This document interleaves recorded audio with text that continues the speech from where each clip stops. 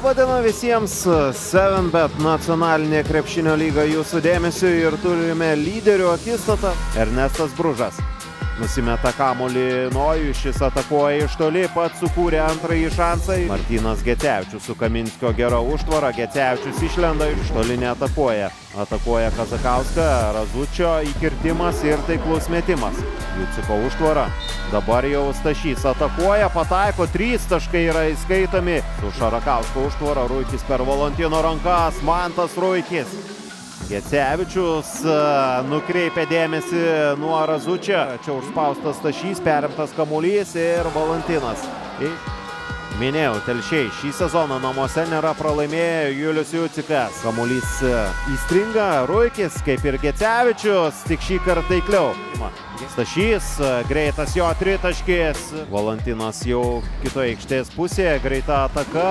Žaidėjų rotacija tirpsta praktiškai iki 7. Šarakauskas sulėtintai, bet vyriausias lygos žaidėjas pelno taškus. Šių komandoje Razutis, Valantinas ir Jakštas turi po 4 pražangas. Kaminskis daug negalvodamas 3 taškai. Ir kam pražanga? Jucikas dar vieną metimą blokuoja. Gecevičius iš toli. Netaikliai. Valantinas 2 su pražanga. Stašys prieš Radžių.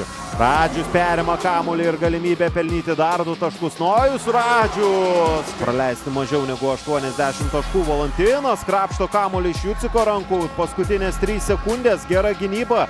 Sudėtingas metimas. Bružas klysta.